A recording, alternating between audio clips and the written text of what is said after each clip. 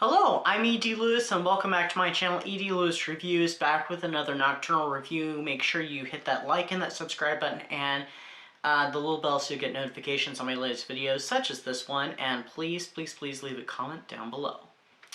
So, continuing our spooky reviews before Halloween, or leading up to Halloween, and also continuing, since this is the 55th anniversary of the character of Barnabas Collins from Dark Shadows, which is, as you should know, my favorite television series of all time. We are doing, I'm not sure if this is going to work with the cover on it. Oh, well, it might. I'll still put up an image.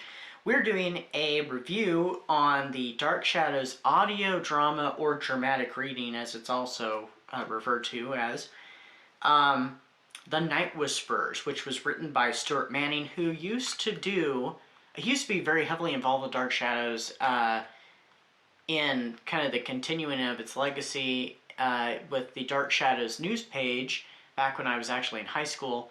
I went on there quite a bit, like at least every week, and read all the different articles and stuff and all the latest news Dark Shadows related, as well as he wrote many and did cover designs also for many of the Big Finish Productions audio dramas, which are the official continuation of the show. This one is the 12th one that they made of the dramatic readings, that is. It focuses on Barnabas, Willie, and a character called Celeste from Barnabas' past. Now, of course, Jonathan Frid is returning. This was his big return to the role of Barnabas Collins. John Carlin voices the character of Willie, of course, Willie Loomis, and Barbara Steele, who played Dr. Julie Hoffman in the 1991 revival series, plays the character of Celeste. And of course she does an awesome job, just like she did as Julie Hoffman in the revival series. So here's the quick synopsis. He'd gaze across time and see himself at the other side unchanged. Long since released from his vampire curse, Barnabas Collins has settled into a new life away from the supernatural. But when a powerful storm sweeps through Collinsport, the elements bring back memories of past sins. Who is the mysterious spirit whispering in the darkness, and what is its connection with Barnabas? So this one came out in 2010, so it's about 12 years old, and like I said, it was the big return of Jonathan Frid to the role of Barnabas Collins because he had been recast, and they found a way to explain that in the audio dramas, starting with the House of Despair onward. Now, this would not be the last time that audiences would get Jonathan Frid as Barnabas, because they did get him in sound bites posthumously in the Dark Shadows audio drama series, Bloodline. So this one was kind of an interesting one. It doesn't really tell you when it takes place, except for it takes place past the 1971 timeline. But according to Stuart Manning's timeline that he had given on the Dark Shadows news page, it takes place in the year 1995. And so Barnabas is released from his vampire curse. He's been living as a normal man for several years now. I'm thinking about 10 years he's been free from the curse, if I'm correct. Maybe it's been closer to 9, I'm not sure. And he's living at the old house, and of course Willie is his servant once again. And during this great storm that it talks about, there is this voice that keeps calling to him. And so we kind of go back to Barnabas' past. Now, Angelique's descent, at least the background information of it with Angelique's past and her relationship with Barnabas as depicted in the book, with Angelique's origin and stuff, that is all canon with Dark Shadows. Not so much the rest of Laura Parker's book. Sorry, I don't know what that was. That was weird. It was a piece of this webbing got to me.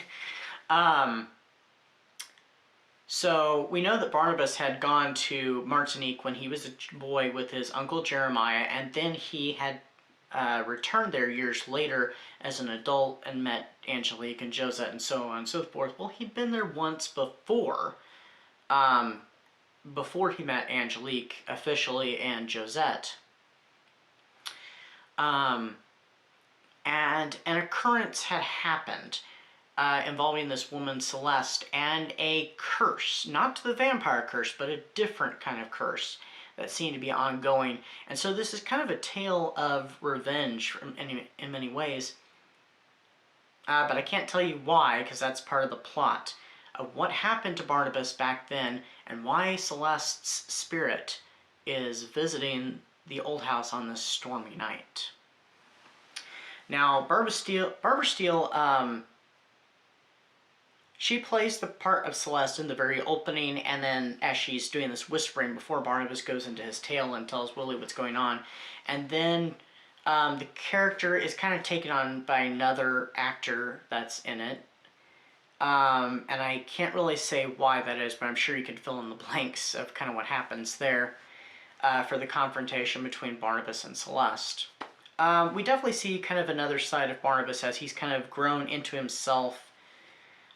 He's learned many things about himself since, you know, becoming a vampire off and on, and all of his experiences during the run of the show and afterwards.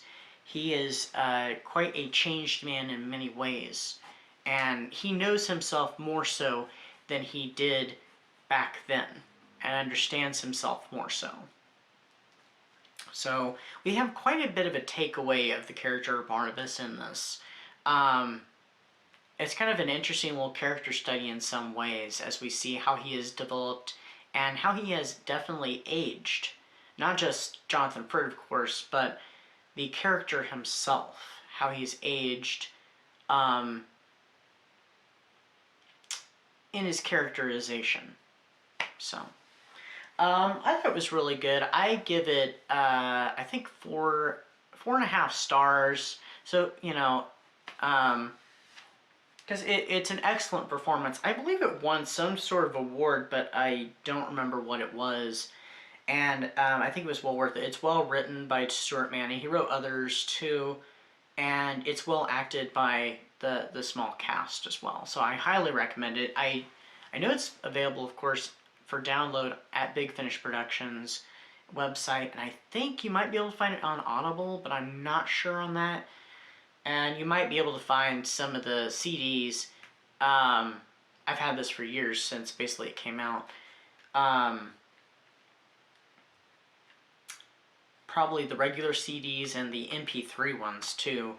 Who knows, you might be able to find an MP3 download also on Amazon, I'm not sure, but it's available and it's out there, and I do recommend it, especially if you're a Barnabas Collins fan and a Dark Shadows fan. So anyway, that is my review, and yeah, so if you'd like to discuss it further, or Dark Shadows in general, always hit me up. I'm always available to talk Dark Shadows. In the meantime, stay spooky and stay safe, and I'll see you all very soon. Bye-bye.